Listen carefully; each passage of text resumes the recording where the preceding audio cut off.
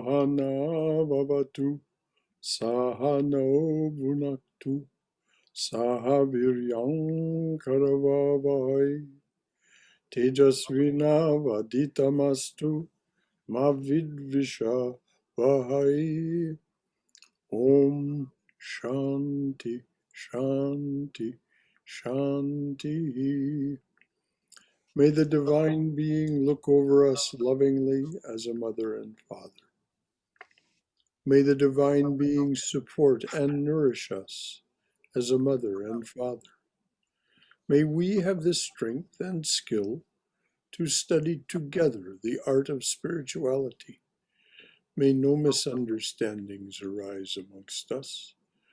Om, peace, peace, peace be unto us and to all beloved beings everywhere. Well, I think you all know that some days back on May 28th, I had a machine implanted in my chest to help deal with heart issues. I had a follow-up meeting today with a specialist nurse and a very brief meeting with the doctor. Everything is thumbs up. Everything is going exactly as it should. This is a learning machine. It is truly amazing, really, what it's capable of.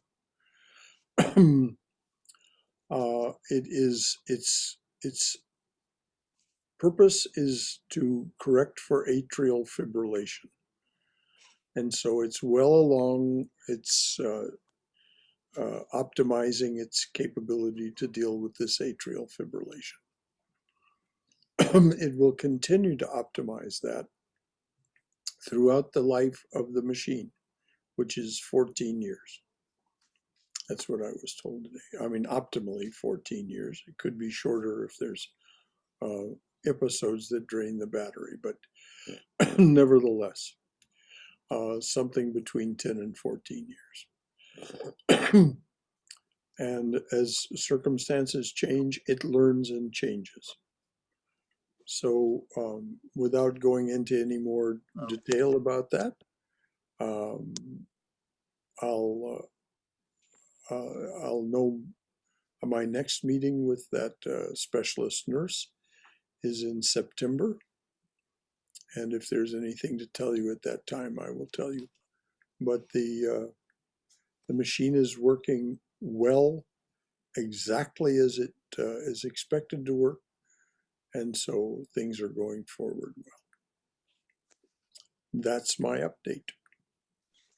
It's very nice. Wonderful news, Brother Shankara. Well, that's how I felt about it too.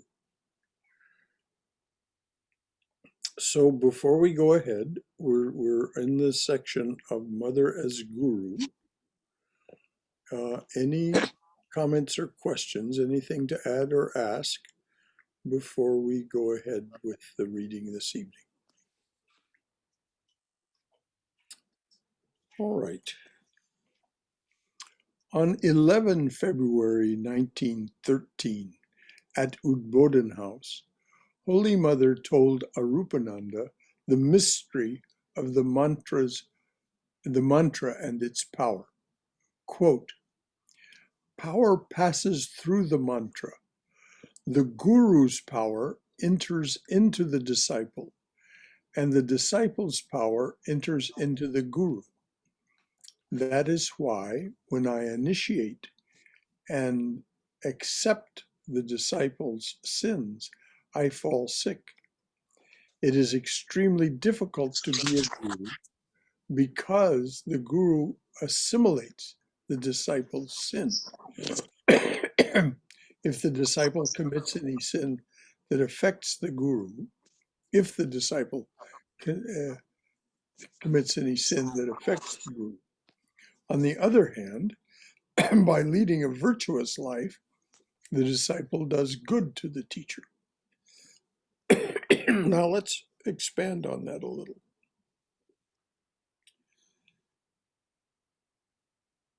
Each of us has a guru if we're initiated in the Ramakrishna lineage that is not Sri Ramakrishna and Holy Mother personally, or so it seems. And yet, if you ask the Swami who gave you Diksha, who are you? That Swami will tell you, I am just a face of the One. By the One, they mean Sri Ramakrishna and Holy Mother in their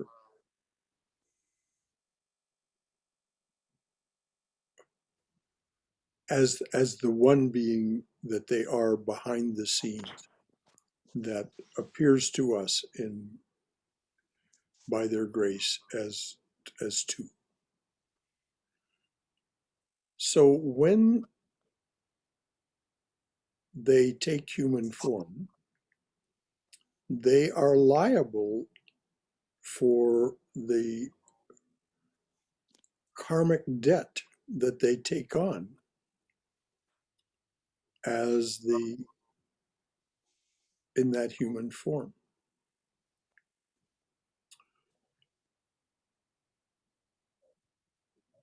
When they have passed out of the body, the power continues to flow both directions, but of course, it does not harm them in the sense that it did when they were alive. However, your teacher can add to the spiritual power, your actual guru, the person who gives you Diksha, can add to that spiritual power, as can you, by following their instructions. That's what Mother means by leading a virtuous life, following the instructions of the Guru. So, having attempted that explanation of this mystery, are there any comments or questions? Yes, Brother Shankar, I have one question here. Yes, Sham. I have read that, there are some sages who have liberated other souls. Like Sai Baba, I read, liberated Upasani Maharaj, and he liberated Meher Baba. And then Raman Maharshi liberated Papaji, whose name was Punjaji, Punja from Punjab. So are there any examples of, which means certain gurus can grant you liberation or realization? No, So no. are there any examples of such things in Ramakrishna order?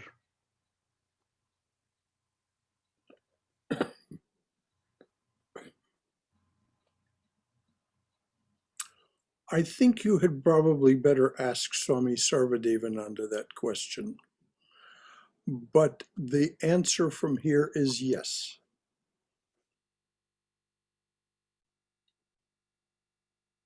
I have known people. Remember, I started with the Ramakrishna order and was accepted by Swami Prabhavananda as a disciple in February of 1973. So over all those years that I was there, which was until August of 2010, I was associated with the Hollywood Center. I saw a number of people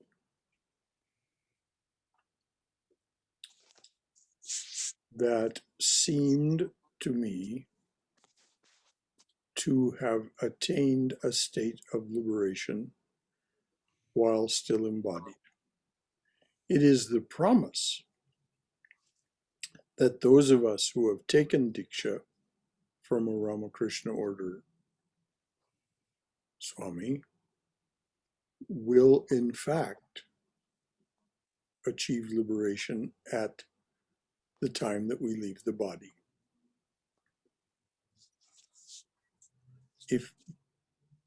If you have remained faithful and stuck on, as Swami Prabhupada put it.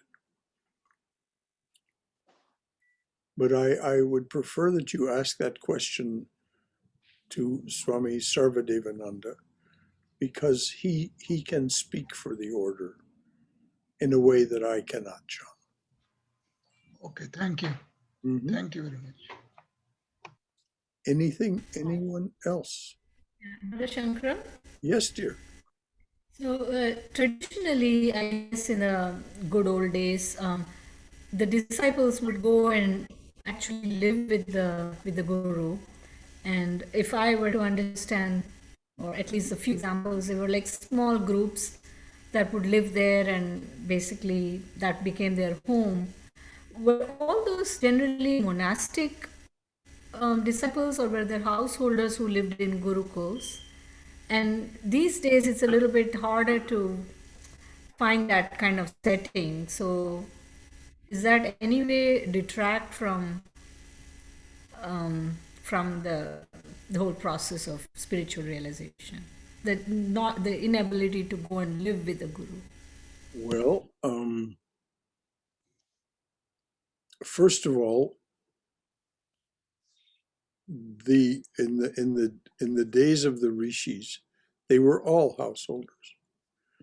Now, these people that came and lived with the householder rishi were not expected to get married during the time that they lived there, and they were expected to be there until they had received what they needed to receive to go forward and become liberated themselves.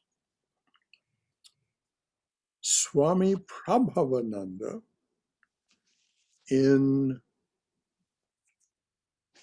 Hollywood created a spiritual village around the Hollywood Center. The remnants of it are still there.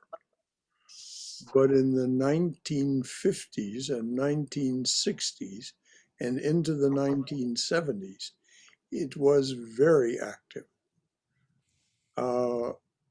And these people did live a householder's life, but they didn't take formal vows, but they lived very much a renunciate's life, a sannyasin's life.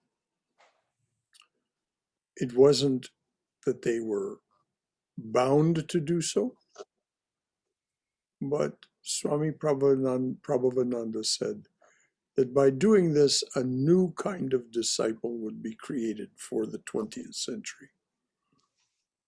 Now, Swami Ishtananda in St. Petersburg has created a similar situation there. If you go and visit, you can see. It's really quite remarkable. Swami Yogatmananda in Providence, Rhode Island has created a similar situation there. And Swami Pavitrananda at the West Side Center in New York created a similar situation there. Swami Tathagatananda continued it as best he could. But he was much more of a writer and a scholar than he was so personally involved with the devotees as Pavitrananda was. So it would be grand if people would move into this neighborhood around this center. It would be grand. And it could happen. But so far, what we've got is we've got this tiny community of 3 people who live here. Dr. Shubra Nag, who will soon be in her 77th year.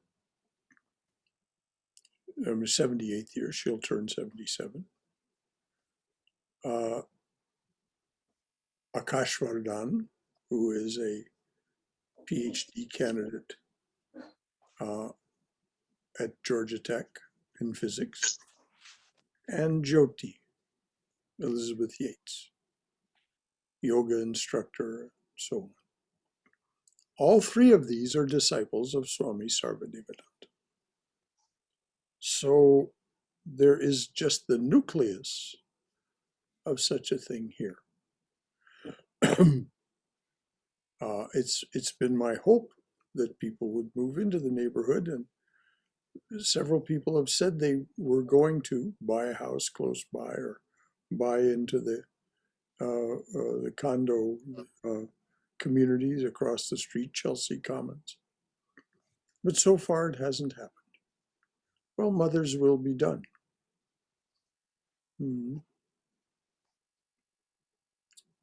But that has been brought forward, Swayam, as best as possible by a number of swamis in the United States. I think that Swami Ashokananda not Swami Ashokananda, Swami Aseshananda in Portland had a similar situation. So, are there any upper age limits to become part of those communities? Are you aware of any of those? No upper age limits at all. None. I mean, just like I said, Shubra Didi's about to turn 77. Akash is in his 20s.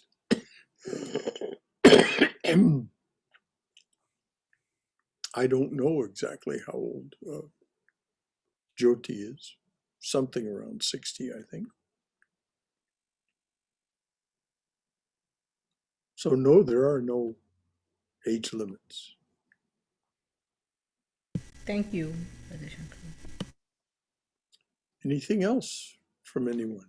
Yeah, Brother Shankara, what I want to ask you is, are there any possibilities of getting a place in one of the places you just mentioned?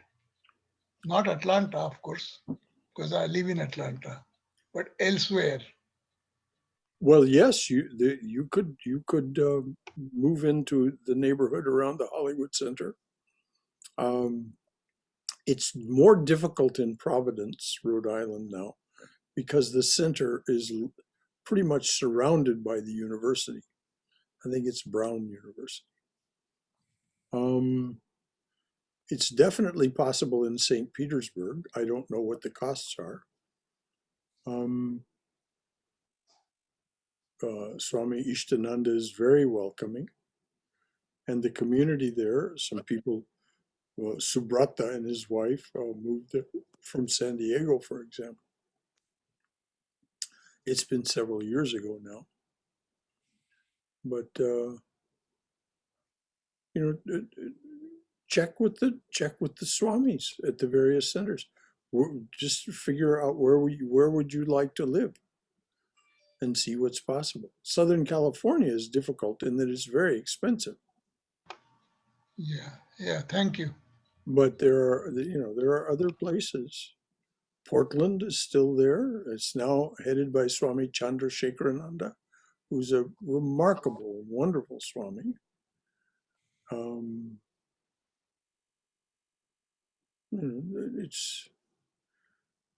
I don't know what the situation is in St. Louis.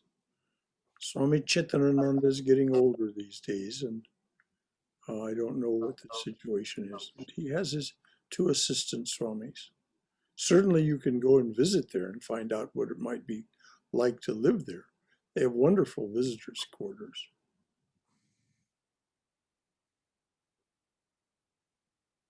Anything else from anyone?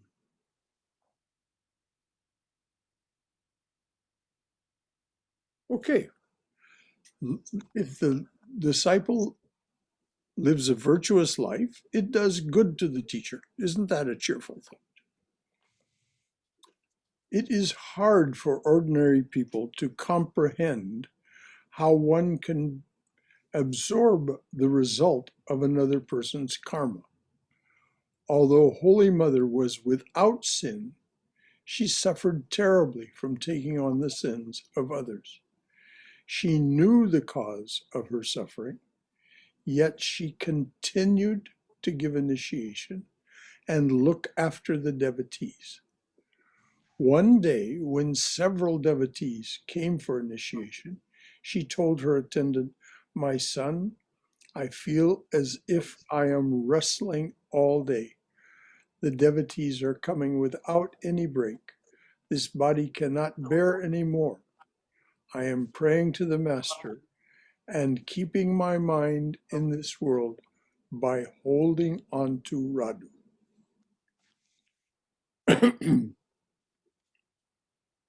Now, if that doesn't stir our compassion, let me repeat that, what she said.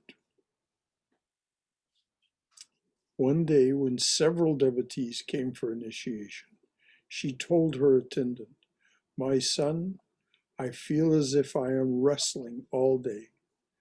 The devotees are coming without any break. This body cannot bear any more. I am praying to the Master and keeping my mind in this world by holding on to Radu." This feeling was momentary. It disappeared when anybody approached her for initiation. Arupananda said, "Mother, don't you initiate those? Don't you initiate those whom you wish to initiate?" Holy Mother replied, "No, I initiate people purely out of compassion. They do not have me alone. They do not leave me alone. They do not leave me alone. They weep. That moves my heart, and I give initiation out of kindness. Otherwise, what do I gain? When I initiate devotees, I have to accept their sins." Her motherly heart bled when she saw the pain and agony of her children. Then she forgot her rheumatic pain and malarial fever. She said, "This body will one day surely perish. Let it go now if it must, but let them realize the truth through initiation." On another occasion, she remarked, "Now and then I think of this body. I think if this body, instead of being such a small frame of bones and flesh, were a big one, how many more people I could help."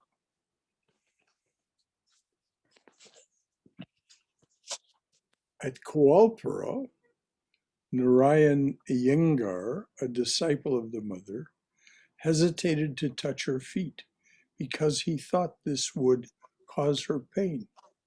Holy Mother said, "No, my child, we were born for this purpose. If we do not accept other sins and sorrows and do not digest them, who else will? Who will bear the responsibilities of the wicked and the afflicted?" Now, let me just remind you again, nothing changes when they leave the body. They are still available to us. And if we pray to them, if we pray at all, they will provide a teacher. They will provide a guru. That's what happened to me. I was living in Los Angeles. I didn't know anything about the Vedanta Society. I didn't know anything about Sri Ramakrishna or Holy Mother or any of these things. I did not have a particularly favorable impression of Swamis based on an experience with another organization, but I was praying relentlessly for a teacher. And Swami Prabhavananda drew me to him through his disciple, Ilyana.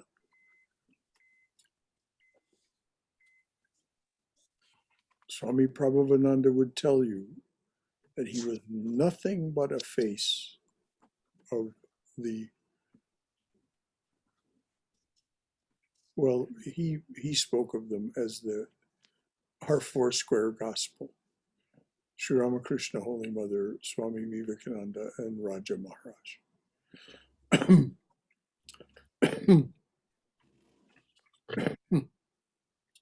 So there is every reason, if you're so moved, for you to pray for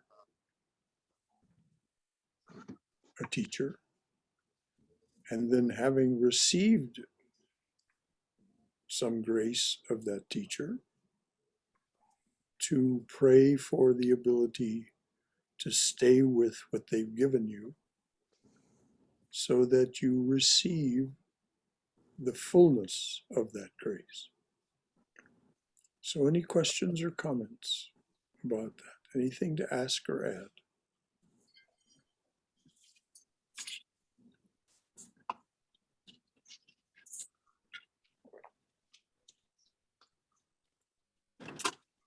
All right.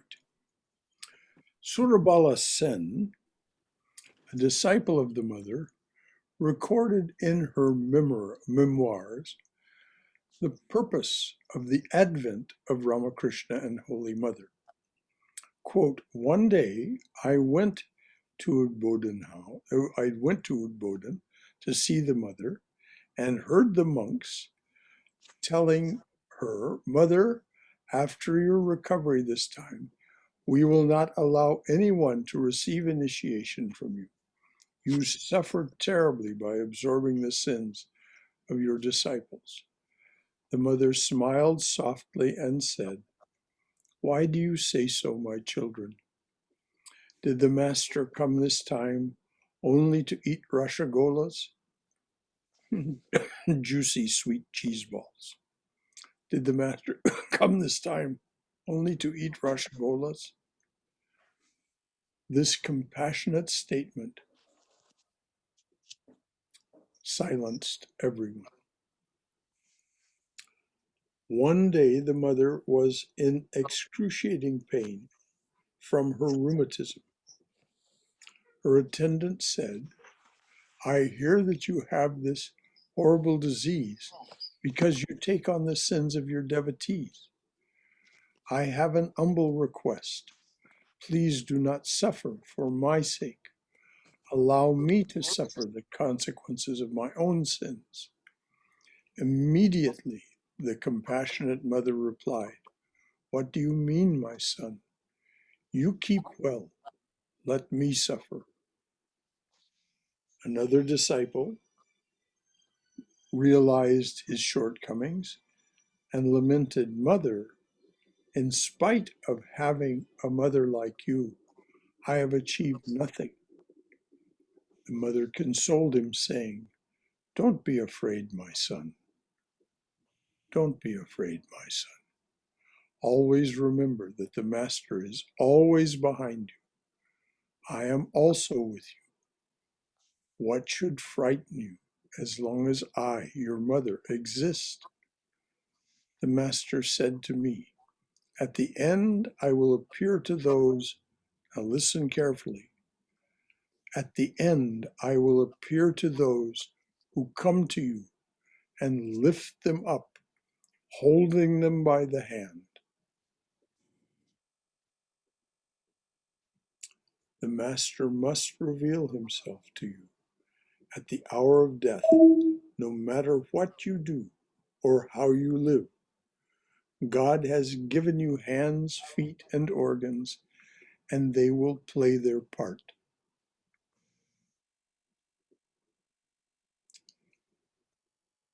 Swami Gaurishananda recalled, one day in Jairambati, the mother was in terrible pain from her rheumatism. Despite her suffering, she addressed Ramakrishna, looking at his picture. Master, today is gone in vain. No one came for initiation. You said that I would have to help you. After saying this, she left her room as if waiting for someone. The next morning, 3 devotees arrived, and Holy Mother was happy to see them. They brought a letter from Swami Brahmananda requesting her to initiate them. Later, when her attendant read the letter to her, she called the devotees to see her. When they bowed down to her, she realized that they had much bad karma and had committed so many sins. So she refused to initiate them and asked them to go to Belramat for initiation. The devotees left her for the time being and went to the outer apartment. The mother lamented, alas, Rakal has sent me this stuff. A son generally sends his mother good things. But the devotees were broken-hearted. They again requested the mother for initiation, and again she refused. Addressing the master, she lamented, O Lord, yesterday I prayed to you that I might not spend a day in vain, and now you have brought this to me. All right, as long as this body lasts, I shall continue to do your work. She knew that absorbing the sins of these people would take a heavy toll on her body. Finally, she relented, and the devotees received initiation. Some days later, the news of what the mother had said reached Belramat, and Swami Brahmananda, Shivananda, Swamis, Brahmananda, Shivananda, Premananda, and Saradananda listened to the report attentively. Brahmananda became grave and remained speechless. Premananda said with a deep sigh, grace, grace. By this unique grace, the mother has been protecting us. I cannot describe in words the poison that she swallows. If we had done so, that very suffering would have burnt us to ashes.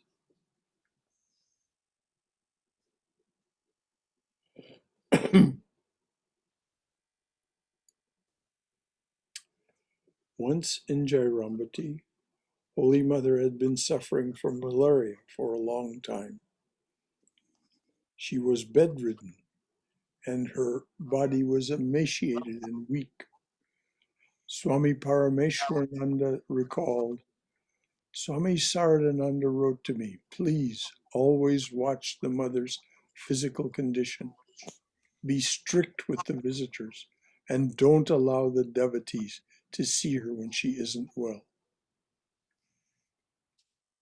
And there will be no initiation for the time being. Accordingly, I became the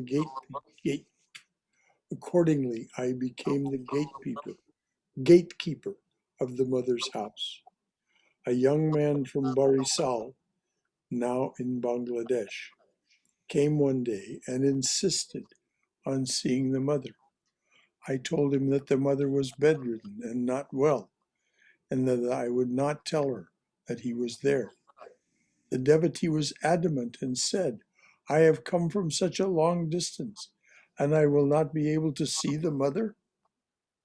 Eventually, there was a heated exchange between us. Holy Mother overheard it and sent her woman attendant to see what was going on.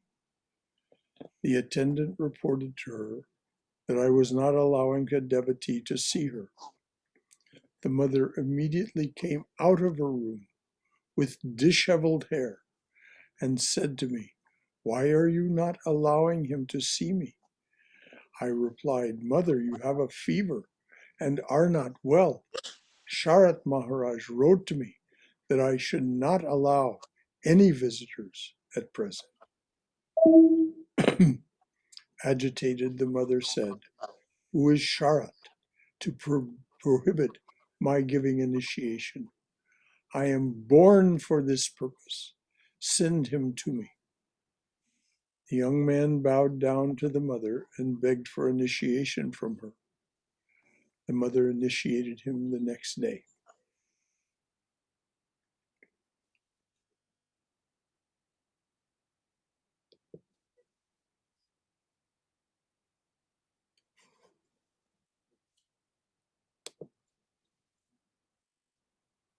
All right, we're about to go on to another subhead. This has been a lot of food for thought. Anything at all from anyone about what's been said and read? I have a practical question, Brother Shankara. Oh, we'll see how practical it is, Anshu. What is the So, practical question? okay, so in my past, when I was a dumb kid in college, I committed many sins, Yeah. and I've gotten better over time, but I was wondering, I don't want my negative karma to affect anyone around me. So I was wondering, what is the best way to atone for this negative energy that you've created? You don't need to atone at all, dear.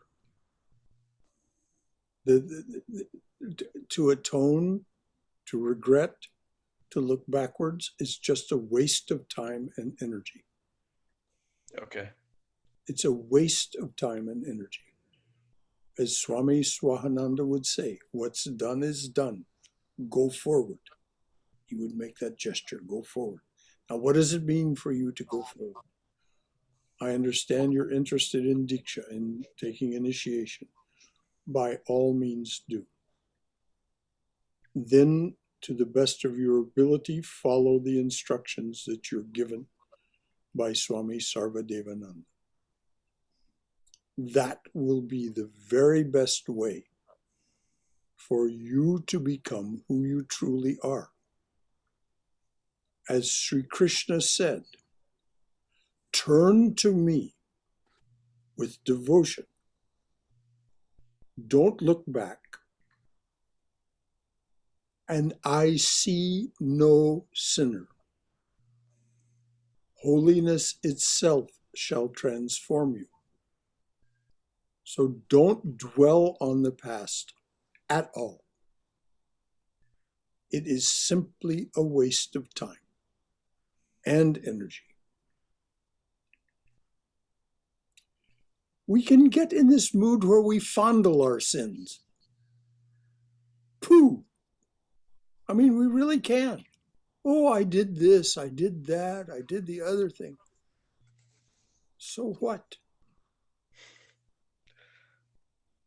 You are, all right, the past, untrue or true as I recall it. What does it matter now? All that became this moment, this crouching, pregnant moment.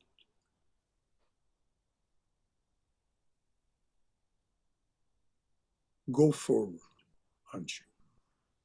Don't look back. Thank you, Brother Shankara. Anything else from anyone? And that was a very good question, right on point. I just wanted to add again to Anshu's question. I think we all, speaking for myself too, I can look back in my past and think of so many things that I think I've done wrong and I could have done different. But also in the Karma Yoga course that's going on now, one of the things that Swami Tyagananda said is when we think of doing good karma, it's not necessarily doing for society or somebody else, which is, of course, a great thing to do, but making ourselves better, spiritually elevated, is a kind of karma yoga, because if we do get ahead in the journey, there's one less person in the universe that is being a drag. I mean, that's not exactly what he said. I'm But paraphrasing. you said it exactly. What did Ramana Maharshi say? The greatest gift you can give to this world is to come to know who you truly are. The greatest gift that you can give to this world. Why? Because all of your radiance shines forth. There are no more impediments to your radiance. And the world needs your radiance. As anyone who does any kind of sports activity will tell you, the greatest enemy of this moment's performance is to have any thoughts of shoulda, coulda, woulda. It is known among golfers that shoulda, coulda, woulda is the enemy of the shot you are about to make, because it simply takes your mind and energy away from what's necessary. I mean, I used to play golf a lot. And one of the things that, by that I mean, more than once a week. And so I studied what the great golfers taught. And Jack Nicklaus said, just don't allow shoulda, coulda, woulda to enter your mind. Just think about what the shot is that you need to make. And what is the shot that we need to make? The shot that each of us needs to make is the next step toward realizing who we truly are, rather than dwelling on that which we are not. Thank you, Swayam. Thank you, Brother Shankara. Anything else from anyone? This is Yes, what we're here for. Brother Shankara, this is Haima. Yes, Ima. Wonderful wisdom everybody shared. I mean, for Anshu, he already realized that is the biggest step. Now it's easier to move forward. That was done. It was already done deal. Now he can develop himself, the person that he wants to be. So it's just wonderful. Realizing itself is the biggest step on the ladder, right? Oh yes, it's a tremendous step. It is. It's a The fact huge that I step. did that and I don't want to repeat it. Yes, it is. It's now it's all moving forward, how we can be, how we want to be. And it's not called the razor's edge for nothing. It's a very difficult path to walk. It is. The thing that for us to keep in mind is, though the razor's edge is there, and our spiritual practice is our balance pole. You've all seen people walking on a high wire or tightrope, Yes. and they have a pole that they're holding, and that helps them keep their balance on this. Well, our spiritual practice is that pole, but we will fall off the razor's edge. Oh, definitely. Right. So what do we learn? It's not very far down. Mm-mm. It's not far down, Yes. and it's not a big step back up onto the razor's edge. So we just keep the sandals on our feet, the sandals of our spiritual practice, and the balance pole of our spiritual practice, and we get back up on the razor's edge and we walk forward. The greatest gift you can give to the world is to realize who you truly are. Exactly. Exactly. Thank you. Ramana Maharshi. Your radiance shines forth unimpeded. And that is what this world needs more than anything else, is your blessed, loving radiance. Because that's who you truly are. You are just like the mother in your love, not in her power, but in her love and compassion. That's the truth of your being.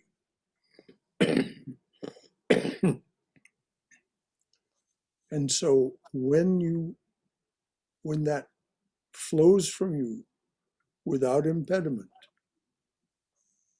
as it does in those beautiful poems in the book, Love Poems from God, you can just see it flow forth from them and saying, I'm here for you.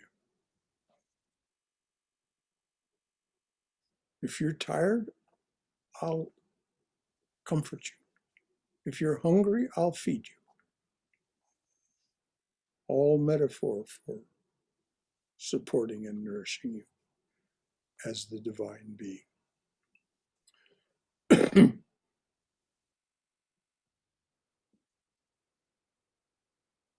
Namaste, Brother Shankara. Namaste, Yes, everybody. yes, I shall. Namaste. What Anshu brought up stirred up a little bit. I was, so I'm going to say, I have two things to share. One thing is that this was back in 91 when I started visiting the Vedanta Center. There used to be this boy who started coming to the center who was just 1 year older to me. And he had long hair and he used to chew tobacco and and very rough to talk. And most of the people just avoided him, this boy, okay? It was very rough. And then when I became a little bit friend with him, because he was just older than me, we started talking. And he said, at one point he used to mug people, okay?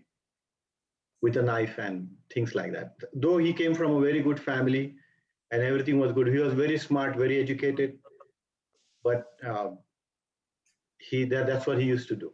I mean, bad things, just forget about just little simple things, but just bad things. So a couple of years later, he got initiated actually in 91 December. I still remember, by Swami Bhuteshanandaji Maharaj. And I'll come to that point about the initiation part, why the mantra is so important. But after 2 years, he was very successful. He became very successful eventually with whatever he was working. And then he said, I'm going to join the Ramakrishna order. Okay. And everybody thought that this is not going to be, this is not your cup of tea. That's the first expression, everyone. Right. A little bit. Then, obviously we became good friends, but, eventually became 97, 99, I came to United States but he stayed in the order, and I'm telling you, I'm not going to name him, but he's one of the very, very, he handles a lot of, he's one of the most respected monks of the order now, okay? Oh, how sweet a story. Listen to this, not only that, but when he is so well respected, he manages things so well, like he's only 50 now, okay? I'm 49, he's 50. And he manages so many centers and the constructions and so many things that any senior leader politician from Delhi comes, he is the one they consult him, including Prime Minister Modi. I'm not kidding. And I have seen photos of Sonia Gandhi with him, which is a very senior politician. And it's not only that he's socially smart or anything, he's a spiritually elevated like anything. I mean, he is extraordinary, spiritually elevated soul. And most of them, my friends, they say he's already realized soul now. Just 50 years old.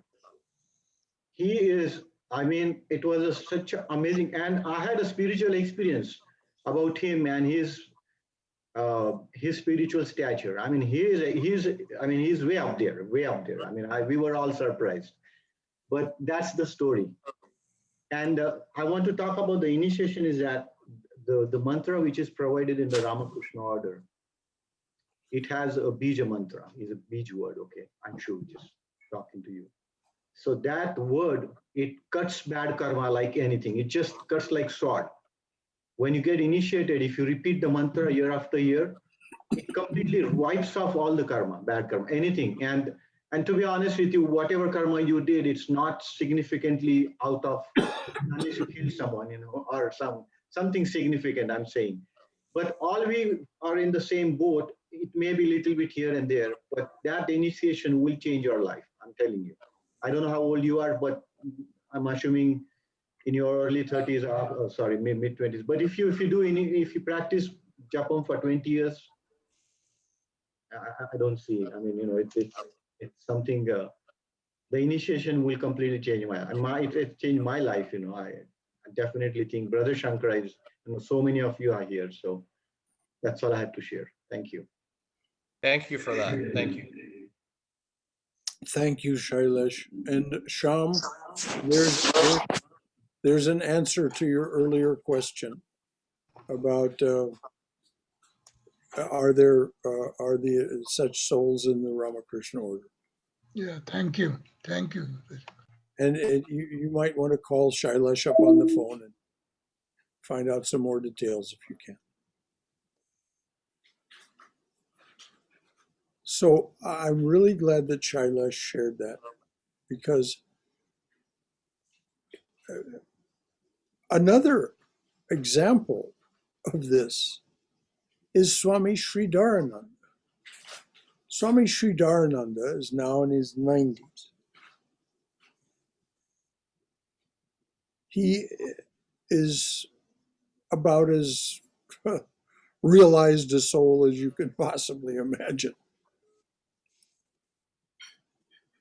And if you want to know about that from somebody else, just ask Balakrishna about it, because Balakrishna went to see if I was telling the truth about Swami Sridharananda.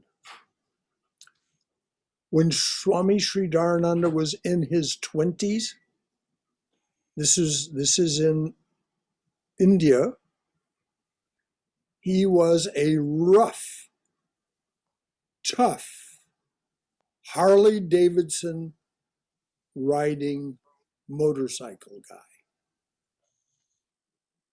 He said, when I was 26 years old, I caused my mother to cry so many tears.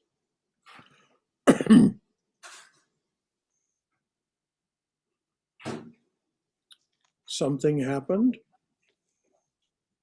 A story like Shailesh told, something happened. He joined the order. If you study the life, if you go and find out the life of Swami Sridharananda, it is absolutely phenomenal. So there is no doubt that spiritual practice transforms you. This is what's meant by Shiva. It's not destruction in the sense of ruin. It's transformation. That which is cannot be made into something new until it is deconstructed and transformed. And that's not always a painless process.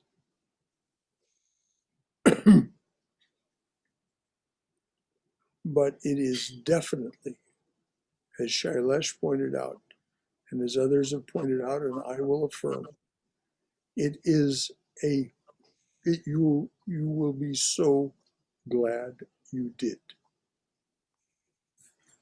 that you took the plunge and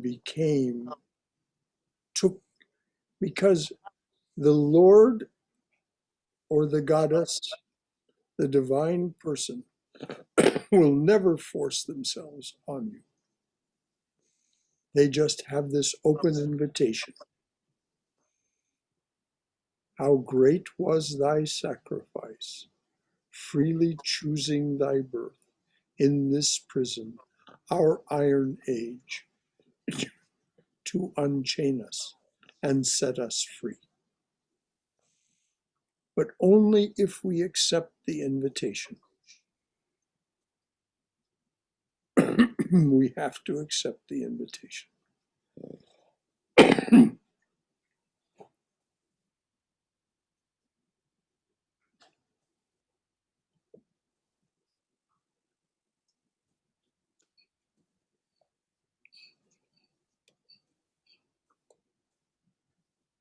Okay, it's 8:55. I can read on, or if there's anything else that anyone else would like to add or ask, please do.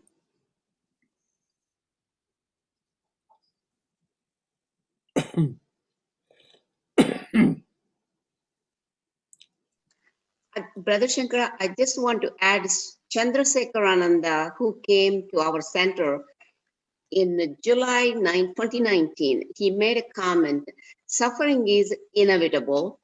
If you see a brighter lesson from suffering, it is Brahmananda. Okay, We can move from there. We all suffer, we all made mistakes, but we just can't live in the past. we cannot. We cannot live in the past. We have to move forward. Well, that's what Swami Swahananda would say always.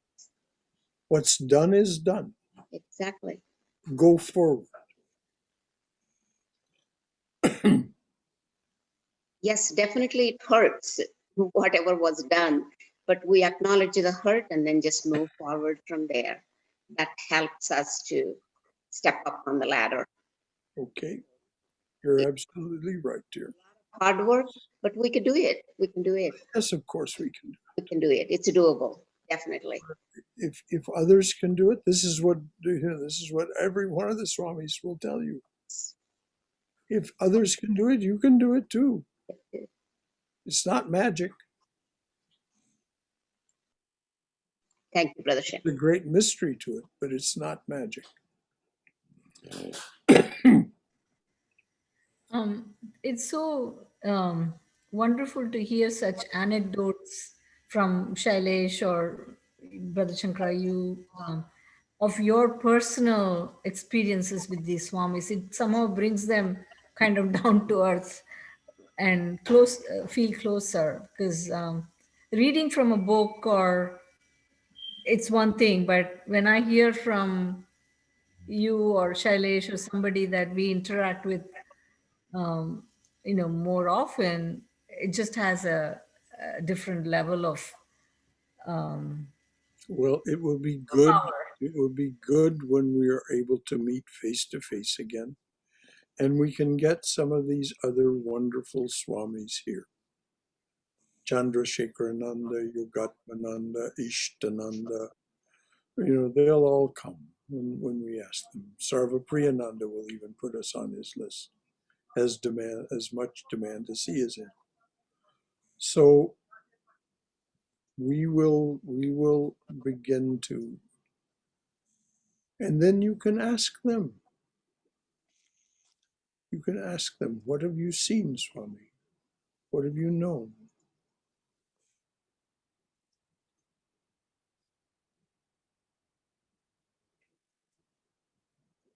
Thank you, Swami. So the next subhead, which is where we'll start next week, and if any of you had questions, this will address them directly. I mean, some of the questions that you've asked, this will address them directly on doubt and restlessness of the mind. Mind you, this is a subhead of Mother as the Guru. So she will talk to you. We'll read next week what Mother has to say about doubts and restlessness of the mind.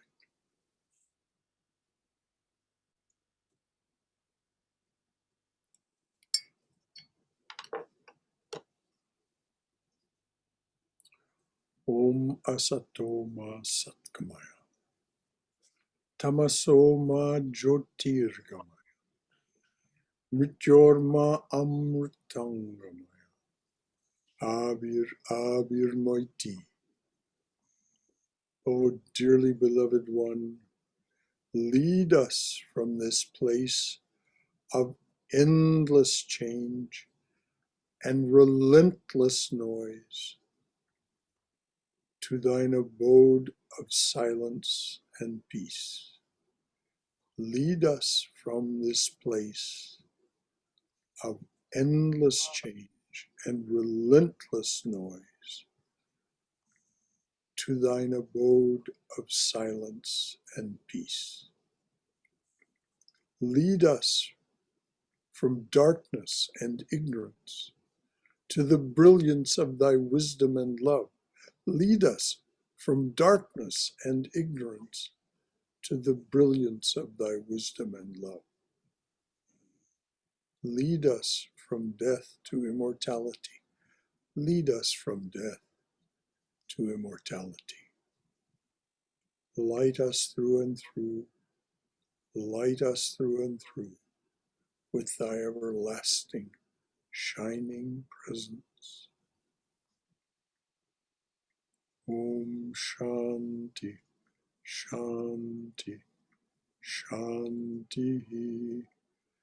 Peace, peace, peace be unto us and to all beloved beings everywhere. Jai Shri Guru Maharaj Ji Ki Jai. Durga, Durga, Durga. May you be safe. May you be healthy. May you be cheerful. May you have peace of mind. Go forward in the Mother's loving and protective embrace. Until next time, so glad you were with us. So glad to gather this way. Just for those of you who weren't here at the very beginning to hear it said, I met with the specialist nurse and the doctor today about this implanted device to correct issues with this heart. It is functioning absolutely 100% as expected, and the wonder of this machine and the network to which it is connected is that it continues to learn and optimize. So its primary mission is to correct atrial fibrillation. As you can probably tell just from the way I am, there's already been remarkable improvement. And according to what this specialist nurse says, that will continue for some time because the machine learns what's necessary and how to do it best. And it continues to report to its database through a relay every night while I'm asleep. And my next visit is not for another 3 months.